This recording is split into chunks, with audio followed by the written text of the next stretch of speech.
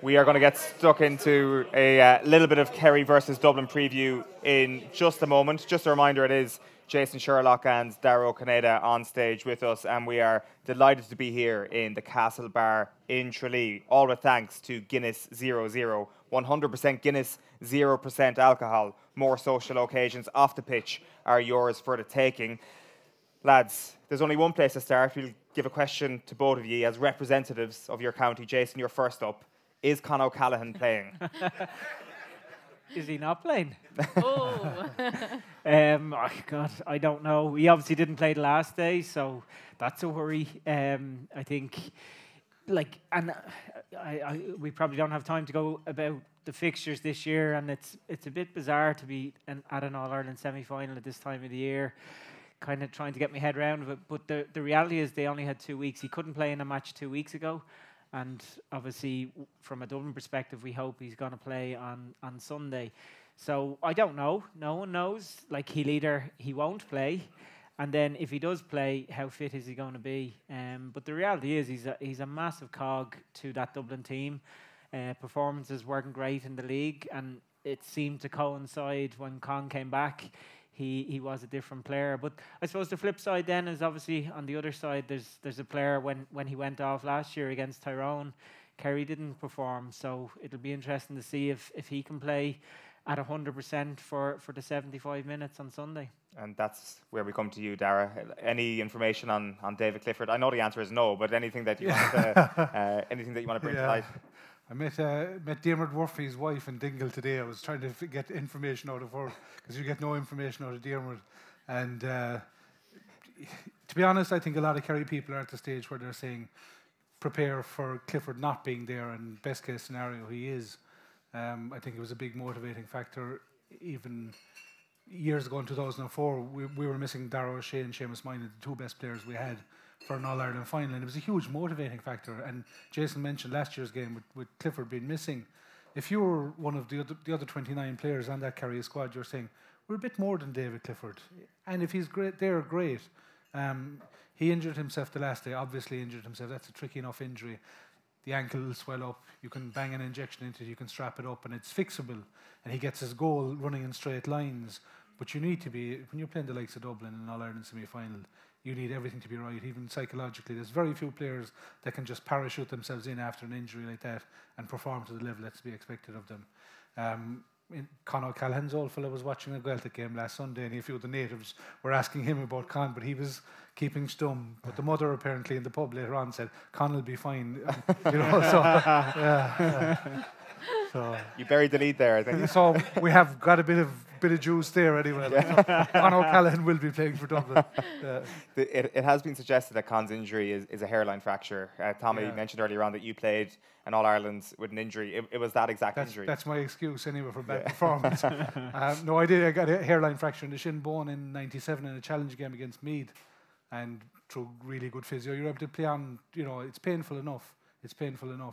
But it's doable, I would think, but it's a hard one. Like a stress fracture is a stress fracture, and if it is, but it's the reason we're talking about. It's such a vacuum at the moment, in terms of what's going to happen on Sunday, and you'll hear all this talk later on about who's going to match up with who, and you don't really know until about you're watching the teams in the warm up. That's when I always kind of figure it out, because the quarter final the last day, I got a text from a former teammate saying that Graham O'Sullivan was out and that Paul Murphy was in, and all that kind of stuff floats around. I got the same text. Yeah, and it's amazing where it starts. Dara O'Shea, when he was playing brilliantly, used to start the rumours himself inside here, actually, I'd say, and see how long they took to get back west, And it was a bit of entertainment. That's before WhatsApp and all that. So it's spread like wildfire now. But to be honest, having conversations about that kind of stuff is almost pointless until it entertains us and all that. But about 3:15 on Sunday, you'll be looking at fellas in the warm up, and you'll know then. You'll have a fair idea. So. Yeah, and just on two thoughts about it. Like, obviously, the Con one, he didn't play, so you're obviously pessimistic in that regard. But I think if you were a Dublin player, very similar to what Dara just said about the lads in Kerry, they've had 2 weeks now to get their head around this. So tactically, but also as players and as individuals, do they really want the excuse to be, oh, well, you didn't have Con? And to be fair, these players have been in a lot of battles, a lot of wars, and they're very proud guys. So I'd like to think that they'd have got their head round it, and they've come up with a way of counteracting if Con can play. And then from a coaching perspective, and again, it's fine lines, because no doubt Jack and Desi probably having a few sleepless nights thinking about both David and Con over the last while and whether they should play them or not. Like in 2019, the last time that we played Kerry, and I'm not trying to bring up any bad memories, but everyone remembered the throw in and Merchant going down the pitch, and like, to be honest, that was the turning point of the game. And I remember at the time you could argue that our best player was Jack McCaffrey, and in that first half Jack McCaffrey did his hamstring, and he came into the dressing room and he says, I want to give it another 10 minutes, and we thought about it and we decided not to. And the reality was, if Jack was on the field, Eoin Merchant wouldn't have been where he was to get that goal. So they're the fine lines between playing a guy and not playing a guy who's injured. So I suppose that's the kind of jeopardy you're dealing with. But see, even last weekend, let's say for the hurling, everyone was talking about Tony Kelly ahead of the game, right? Mikey Butler picks him up, keeps him quiet. And then there's all these kind of theories. Was Kelly carrying an injury? Was he this? Was he that? We can focus almost too much, on brilliant individuals like Conor O'Callaghan, David Clifford, Tony Kelly or whatever, but sometimes the whole thing can be negated in a second. And by an unheralded player. Yeah.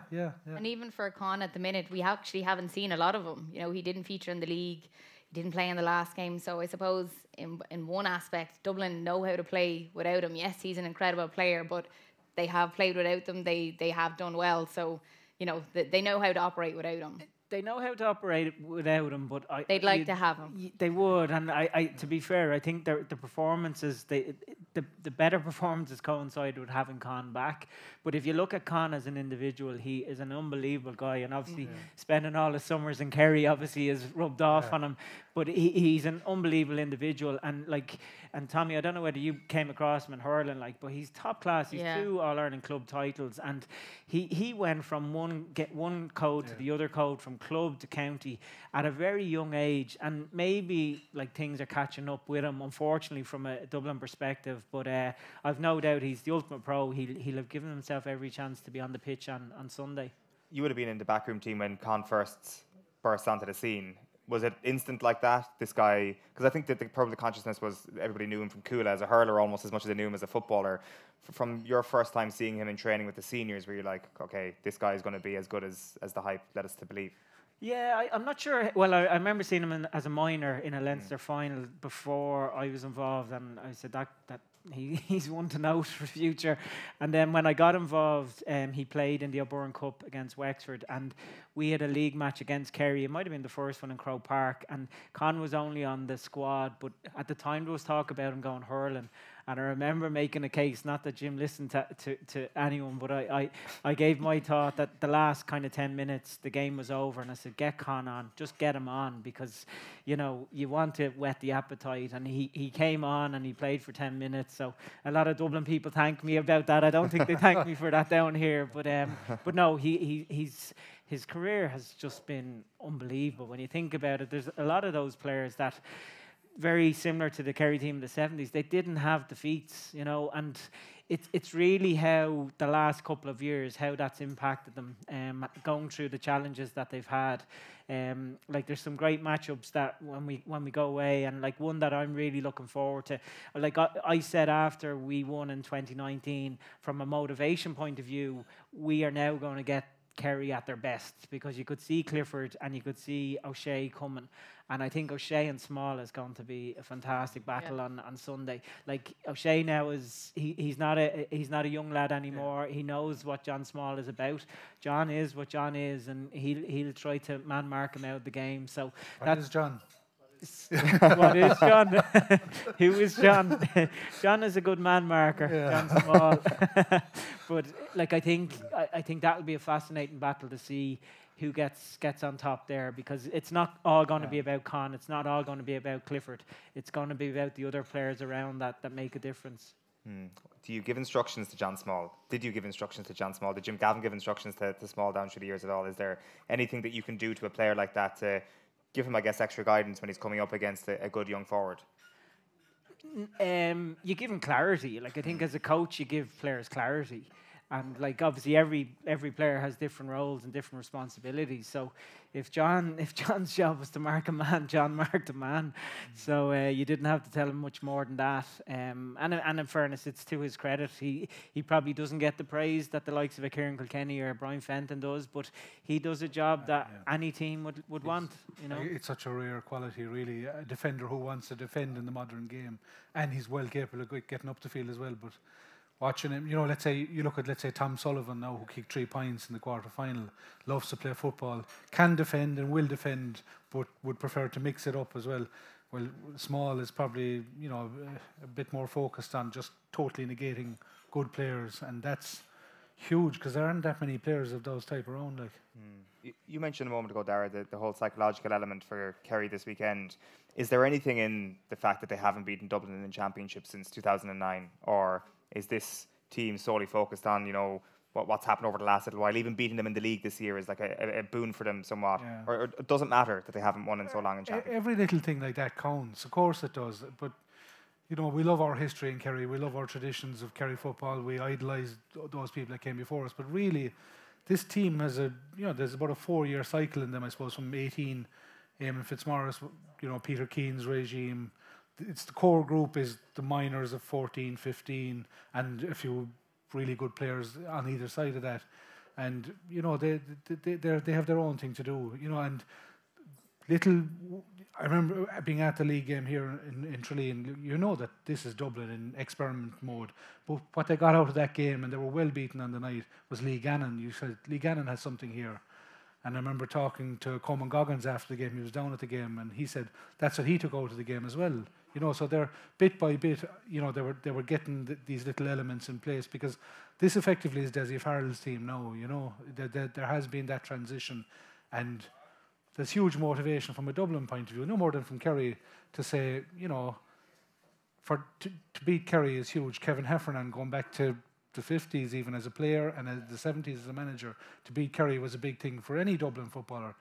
Right now, the shoe's on the other foot. You know, this is a Dublin team. A lot of them have medals in their pocket. The assurance is there. There's the Lee Gannons and these lads are trying to make a name for themselves. So that's their motivation. From Kerry's point of view, the motivation is just to get to an All-Ireland final, get over the line at this stage. To beat Dublin in a big game in Croke Park, which, yeah, we won national leagues against Dublin in 17, was it? Or, you know, Dean Rock hits the post at the last minute, and yeah, that could have gone either. Yeah, you're still serious. Yeah. It reminds me of Tommy saying about earlier, like that sticks in the graw, that one. But in saying that, we we wouldn't have won the All Irelands we did without that defeat, because we learned so much from it. But sorry. But you know, teams come to Killarney. Let's say Tyrone beat Kerry in 2003 in Killarney in a league game, and it becomes something afterwards. You hear it at the end of the year. So it's the same thing this year. You know, the fact that you're beating Dublin the odd time in the league, and recent records will show, played, won, lost, drew. It's not too bad, but they're mostly league. And that's a small motivation for Kerry players at the moment as well. Like, you know, small. Yeah, just a small. Again. Yeah. That's 17. So you took a lot out of the 17 final, obviously, the 17 league final. I mean, what exactly did you take from it, and how did it help you that summer? Yeah, it's like it just again, like all games, you have to take learnings, and it was one of them. We really kind of took a step back, and I think at the time we're Dublin going for 4 or 5 leagues, and like you don't do that consecutively every day, so it was disappointing. But I think the one thing we learned from it was that, you know, as a management team, it's important that you pick what's in front of your face. You know, you pick the players that are playing well. And I think the one testament to Jim, what he did, like the team that won an All-Ireland in 2015, when Jim finished in 2019, the average age was younger. And I think that was to Jim's testament, and a full credit to the older lads as well, because Tommy mentioned there about A's and B's. Like, our B team would beat our A team consistently. Right. And not only would they beat them, they'd be asked to set up in a certain way. If we were playing Kerry, we'd ask them to set up in a certain way. If we were playing Tyrone, they'd set up in a certain way. So it's to their credit that they were willing to do what was best for the team at that stage. So yeah, so we took a lot from it in those days. But like going into the match at the weekend, like I think that what I've experienced from Kerry in the last few years being involved, they almost had to bring something new to the table, like the kick out strategy or playing Donaghy to kind of play to mark the fullback and the centre back. They were always coming up with little kind of things to challenge Dublin. I really think Kerry feel they've enough. They don't have to do anything different at the weekend. They just have to believe what they've been doing. Obviously, they've new coaches in. They've been influenced by that. So I get a sense that they feel they have enough to beat Dublin. Whether it will be enough to beat Dublin, obviously only time will tell. Did you go through that psychological phase as well in the 2000s of looking at Kerry and not being beaten before you went out on the pitch, but it was a factor, like from 01 to 04 to 09? Was that a problem for Dublin back then in a way that you could speculate it might be for Kerry right now? Yeah, we the reality was Kerry were better footballers, and ultimately better footballers will beat better footballers. But I remember the 2004 match, I think it was the quarter-final we played you. Tommy brought in Brian Mullins the week of the game to kind of, we thought, Dublin legend, this would be great. Unfortunately, Brian was a bit too close to the truth in terms of how we'd been performing and kind of gave us a few realities of how we'd been. And I remember a lot of people kind of saying, oh dear, we're in trouble on Sunday. And so it transpired. So, yeah. What did he say? So, basically weren't good enough. But no, he was just honest in terms of how we'd performed, and he was right. And like, I look back at that time, and obviously we tried as hard as we can, but we were up against better teams. And like, that's the great thing about Sunday. It's very hard to work out what team is ahead of what team. Like, Dublin have been there, done that, but obviously there's a few guys gone that were there over the last few years, whereas you have Kerry. Admittedly, they have a couple of experienced guys there, but they seem to be the up-and-coming team. So that's why it's great on Sunday, and what we're looking forward to. When you look back at that time, is 04 actually the pit of that Dublin era? Like, I mean, 09 is often held up as the moment where it bottomed out, but as time has passed by, it feels like 09 was almost the making of 11 in many ways. Gilroy had arrived and they'd learned a lot from that. Like, is 04 actually the darkest time of that decade? God, there was a good few dark times over that era. No, like at the time, like there was a few things. The Tyrone and Kerry's teams of the noughties were top class. They were really top class. They could have played in any generation, I think. And then you had the likes of Westmeath, and you had Laois, and you had Kildare in Leinster, which unfortunately you don't have at the moment. Meath weren't really a factor. They had been a factor in the late 90s. But that's GA, that's sport. And as much as people were critical, and rightly so, about Dublin over the last few years, about that monopoly, like, we knew it was never going to last forever, because ultimately it's an amateur game and these guys can only give as much as they can give. And we just enjoyed that time. And again, we'll be going in on Sunday as supporters, hoping that Dublin will perform, but there's no guarantee. And that's the beauty of it. Yeah, we definitely all thought it was going to last forever. That's the way it felt. And for Kerry at the minute, Dara, does it feel like they've underachieved with this particular team in the last couple of years? I think had we won the All-Ireland in 2019, which we came close to in the start, it would have been probably a kind of a landmark moment, and maybe things would have changed. I don't think they've underachieved, because the average age would be quite young. But I won Euro it out. Like, I do think there is a certain amount of pressure on Kerry this year, because they are close to it, and I do feel that there's a performance. And it's like we're talking about a team that hasn't won a whole lot. They've been winning. They've won 3 national leagues in a row or whatever, you know, and they've been winning a lot of big games. It's just that you go back this time 12 months ago, it's Tyrone. The previous year, they got suckered in Cork, below in Cork, which should never have happened, but it did. And that's the fear in the back of the head of Kerry people at the moment. Now they've arrived at a stage playing a team that possibly they might have obsessed about in the past, and the goalposts have moved again. You're coming with a new Dublin team, a different challenge, and a different dynamic into it. Like, so, like, I don't want.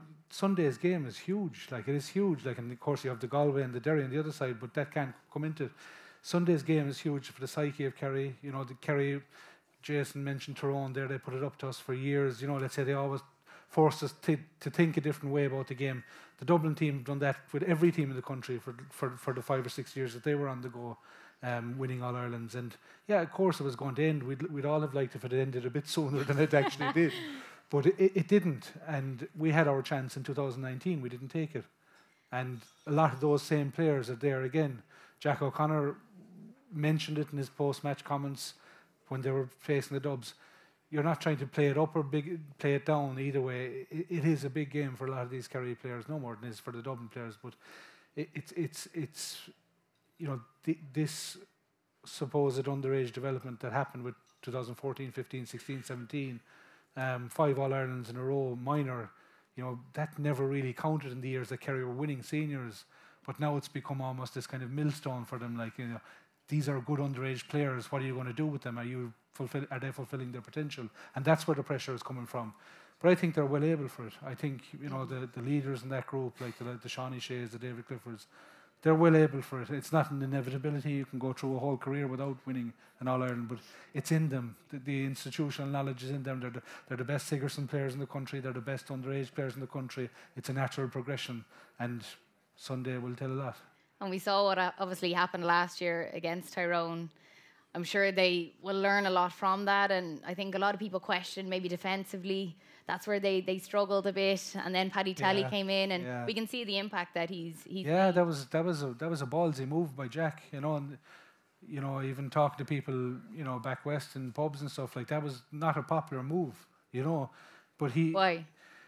Because it was seen to be probably, you know, taking, you know, borrowing knowledge from other counties that previously we wouldn't have had a great relationship with. But I think Jack had arrived at a stage where he was very secure in himself as a manager. Jack O'Connor of 2003 and 4, when he took the job for the first term, wouldn't have done that. But he's so self-assured at the moment. He surrounded himself with these people that he felt could bring this group of players on. And in fairness to him, you know, the evidence so far has been pointing that way. There is an undeniable awareness there, as is with Galway on the other side of the draw, that they have improved defensively. There are different things being done. Look, they're not conceding goals. No, that might all change on Sunday with the Concallans and these lads around, but it's there. The evidence is there. The results are there. The performances mightn't be there at the moment. You know, there's the kind of, they're doing what they have to do. But I do feel no more, you know, than I do feel there's a performance coming, and I do feel they're just 2 or 3 jigsaw pieces from getting it really right. I often find it, like, I wonder how can they be at their peak level if they haven't really been tested. You know, they're coming up against Dublin now, which is really their biggest test. I know they had Mayo, but I suppose Dublin's going to be the biggest one, and they want to be at their peak game, but they haven't really got to that level yet. So it's difficult when the likes of the Ulster teams have been. The last game, Aisling, was a funny one, because anybody that was there, Armagh and Galway played this amazing game, and next thing it's like a puncture. You know, and the warm-up, even watching the 2 teams warming up, Kerry and Mayo, it was like a puncture. And then it could have become a game, a proper game. Kevin McLaughlin has a chance, puts it over the bar. About 10 minutes into the second half, Mayo have 3 chances in a row. One of them drops into the goalie's hand, 2 wides. And it's like just Kerry are just sneaking away, and you're focusing on the semi-final then. And I in terms of being tested, you could throw the same thing at Dublin. Exactly, yeah, you know, absolutely. Before the quarter-final draws, I think a lot of Kerry people would have wanted Armagh or Mayo, just because, no offence to Cork or Clare, but the familiarity was there. You knew what they were going to bring to the table. We got Mayo. It wasn't a great game by no stretch, and there were points in that game where you said Mayo could cause us trouble here, but after a while you just realised it wasn't going to happen, and the Kerry were getting in. And I just do think that, you know, the Cork game, I don't think Dublin learned a whole lot from. No, and that has always been a challenge over the last number of years for Dublin, that they weren't tested. And when you think of where Dublin were after the league, being beaten up in Clones in the last league game, people saying they're in turmoil, then it seemed that things had changed, obviously, in the performances in Leinster. But the reality was that the quality of opposition probably wasn't as good as you would like. So again, I would see Dublin are coming in just as untested in a lot of ways as Kerry. And I suppose that's what's so. It's just those 5 goals against Kildare that has us kind of thinking, okay. That's ringing in your mind. Yeah, you know, for about 20 minutes there, it was like, here's an angry team. They've been written off. And here's Con Callaghan, Cormac That was the spark of Con, I felt. Yeah. It really clicked with the 3 of them up front. Yeah, but tactically, like, Tyke Morley is not going to let that happen on Sunday. You know, that's the naivety that unfortunately Kildare had in the day, and like in a lot of ways that demonstrated how lethal Dublin could be. So probably from a Kerry perspective, I'm sure that's the video that they're looking at. But they're the fine lines, and that's why it'll be interesting to see what team sets up, how they set up, and how they go about this game. Because I think both teams are capable of lighting it up. But I'm sure both teams will be trying to stop that happening. Who would you put on David Clifford this weekend if you're a Dublin boss? It's not about one player. It's never about one player. When you have a guy like David Clifford, like he is like the best player I played against was Peter Canavan, and like Clifford is like, he is unique. He's exceptional, and he's a credit to himself.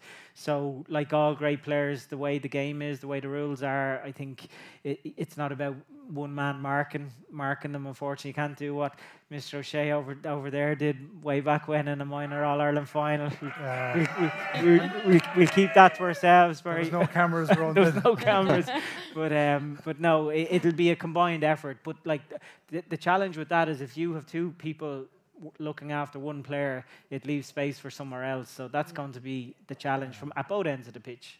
Is it like more important to stop the supply to David?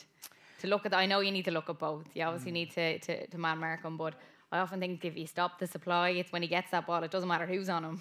Yeah, no, it's a fair point, Aisling. And again, going back to 2019, we certainly tactically were thinking more man-to-man as opposed to potentially kind of having a guy like a Keane O'Sullivan situation. But like in the league games, and I know it's league games, I was at the game up in 2020 in Croke Park, and like Davy Byrne is a great player, but like he's man-to-man with 25 yards of space on David Clifford. There's not a whole lot you can do. So I think you have to factor that in. And I think, like for me, when I think of Kerry, the 3 biggest threats in my head are Clifford, O'Shea and White. I think as a half-back, he has that kind of Jack McCaffrey ability in terms of that pure gas and the pure legs. And the reality is if you're sacrificing the player to shore up your defence, it does leave space for a wing-back. So I suppose they're the kind of 3 kind of performances that in my opinion will dictate the Kerry performance. Is there any concern, Jason, about just the depth in this Dublin team at the moment? Absolutely. I think if you think about it, like a lot of teams now going into matches, they play A's and B's, but they also play the team you're likely to finish with against in training, because you obviously need to be prepared for that.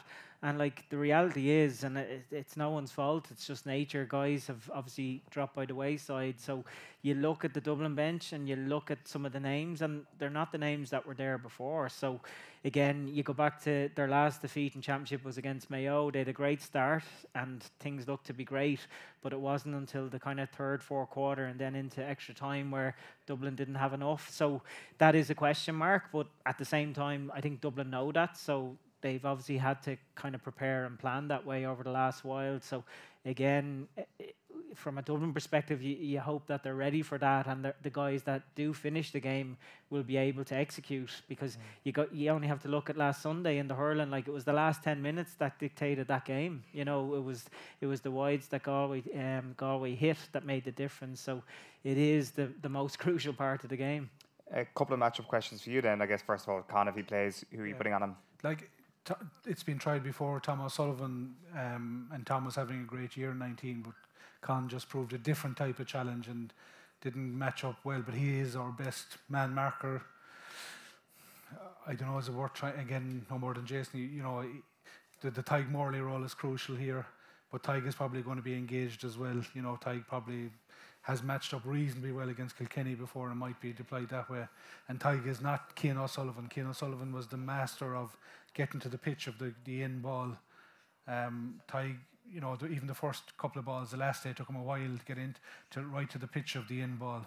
And at that stage, you're too late. You're running towards the ball, and you realise as a sweeper or as an extra +1, like that it's too late, and that the ball is going to go beyond you. And there's that small worry. Tyrone sussed it in the league game in Killarney this year, and they played Tadhg Morley really well. I'm sure Dublin have seen that. But to answer your question, to match up with Conor Callahan, I think the obvious choice is Thomas Sullivan, but Jason Foley's playing so well this year, and he's using his pace so well that it's worth exploring. I do think, and I'd nearly start Jason Foley there, but I think probably Jack O'Connor and the lads will probably have a different idea. And then the other one is just if Jack has a full bill of health to pick from this weekend. Jack Barry is Brian Fenton's kryptonite, and it presents him with a headache. You would have thought that on the form of David Moore and Diarmuid O'Connor, there wouldn't even be a discussion about that, but there is that history. That law was, there's certain players, like Jack Barry versus Brian Fenton, let's say. Brian Fenton is multiple All-Ireland medal, Jack Barry doesn't. But for some reason, as you say, Jack Barry has traditionally done well since his UCD days against Brian Fenton. So if he is available, it would be worth trying it again. But I'd have my doubts that Jack, again, has an interrupted preparation for this game, even if he is available. David was so good the last day. No more than in the first half against Tyrone last year. He takes away your long kick out from the opposition. So he's worth. Does that mean that you put Diarmuid O'Connor wing forward, which is changing things up radically? But he's been played there before. Diarmuid O'Connor, up until the last day, was lighting it up. Did an awful lot of unseen work the last day, probably consciously or subconsciously protecting David defensively. But again, you're talking about looking at the warm-up. I'd be surprised if Jack Barry is starting the next day, and that's just a hunch. The man has missed the quarter-final.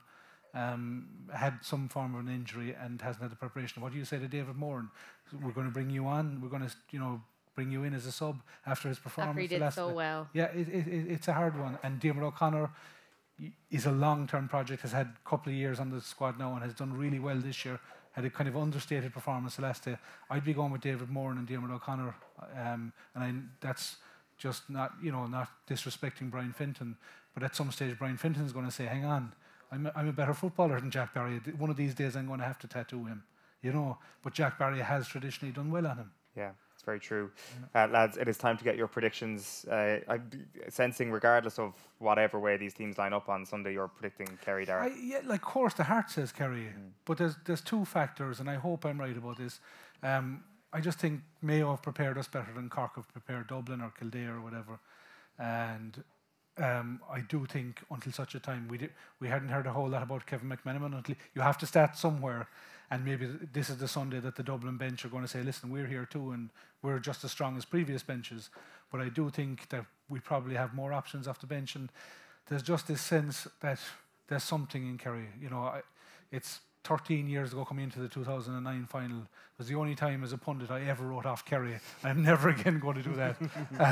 And Eamon Fitzmaurice was a selector at the time, and I was driving home, and he texted me, doubting Thomas. He said, and it's not, playing to a gallery or such. I do think, there's a tide in the affairs of men, and I do think that the Kerry time has come. I really do think that since the start of the year, that they've been building up without being spectacular, but doing everything so efficiently.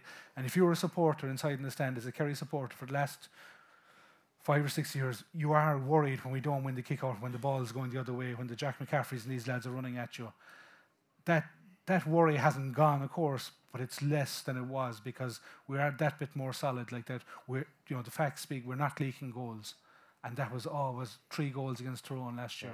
Yeah. Every one of them, if you pause, rewind, pause, is preventable, avoidable, and I think there's been a lot of work done on that. So, Dublin's oxygen is goals. For those reasons, I do believe Kerry are going to win on Sunday, but it's going to be an unbelievable battle. Yeah. Jason? I might take Dara's advice and write off Dublin now, so they win on Sunday. I think your heart and your head. I think the logic would say that the performances of Kerry, they're the team to beat, and obviously from a Dublin perspective, although they've been on the up curve in the championship, there's still a lot of question marks there. But from my perspective, knowing a lot of the guys and knowing the characters that they are, like they're very proud, very honest guys, and like all this fuel about, well, without Con they're beaten. I can only see that adding to their motivation, adding to the juices. So I'd never back against those lads. But in saying that, like if it's close into the last quarter, I think it'll be a challenge for Dublin at that stage, because as Dara said, there's probably a lot more question marks about the Dublin bench than there is the Kerry bench. But like in all kind of like underdogs against favourites or whatever, the underdog has to go out and win it. And until Kerry do it, there's no guarantee they will. So I suppose that's the hope that I'm living with going into the game. But obviously it's set up great. It's set up for a great game. So looking forward to Sunday. If you had to put your neck on the line, who are you calling? If I had to, I have to go with Dublin. Okay. I have to go with Dublin. Even though I mightn't get out of here alive, I'll take that chance. Well, that's fair. So one for Kerry, one for Dublin. It is a coin toss, I'd say, from looking around at some of the predictions this week. Just a reminder, we've been here in the Castle Bar for the last little while, here in Tralee, with thanks to Guinness 00, 100% Guinness, 0% alcohol. More social occasions off the pitch are yours for the taking. Can we give a warm round of applause to Dara, and Jason Sherlock?